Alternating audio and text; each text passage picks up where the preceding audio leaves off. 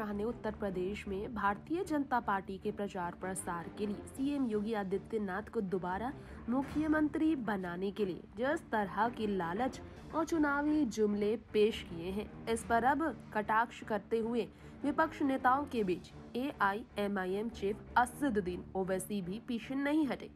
जी हाँ, आपको बताना चाहेंगे कुछ गड़बड़ तो हुई अमित शाह से, जुबान उनकी फिसली और मौके का फायदा उठा लिया ओवैसी साहब ने। दरअसल उत्तर प्रदेश में राजनीतिक दल पूरी ताकत के साथ चुनाव प्रचार में जुटी हैं। ऐसे में 3 चरणों के लिए वोट डाले जा चुके हैं। चौथे चरण के लिए 23 फरवरी को मतदान होगा। अक्सर देखा जाता है चुनाव प्रचार के दौरान नेताओं की जुबान फिसल जाती है। ऐसे में ही केंद्रीय गृह मंत्री अमित शाह का भी जुबान फिसलना भारी पड़ गया पूरे भारतीय जनता पार्टी के लिए। वरना यादव जो बीजेपी का प्रचार कर रही हैं सपा के खिलाफ, अखिलेश यादव, राम सिंह यादव की पूरी पार्टी भारतीय जनता पार्टी के खिलाफ है, तो दूसरी तरफ कांग्रेस भी भारतीय जनता पार्टी को घेर रही है। प्रियंका गांधी हो या राहुल गांधी, और इन सब के बीच ओवैसी भी कोई मौका नहीं छोड़ रहे हैं। दरअसल गृह मंत्री अमित शाह ने कहा, मैं सारे युवाओं से कहना चाहता हूं कि आप भारतीय जनता पार्टी की सरकार बना दो। 12वीं के बाद इंटर में एडमिशन लेने वाले युवाओं को स्मार्टफोन और लैपटॉप देने का काम भारतीय जनता पार्टी की सरकार करेगी। गृह मंत्री अमित शाह के इस बयान को सोशल मीडिया पर वायरल होने में देर बिल्कुल न लगी।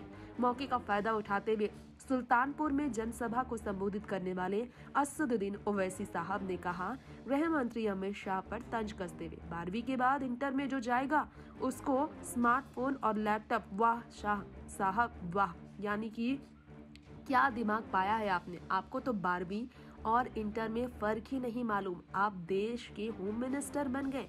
ये आपको बता दें कि इस तरह से असदुद्दीन ओवैसी ने तंज कसा है। इसके अलावा प्रधानमंत्री नरेंद्र मोदी, योगी आदित्यनाथ पर भी तंज कसते हुए ओवैसी साहब ने कहा, हम तो सुनते थे कि बादशाह अकबर के पास अनमोल रत्न थे, उनके पास तो इतने सारे जमा हो गए।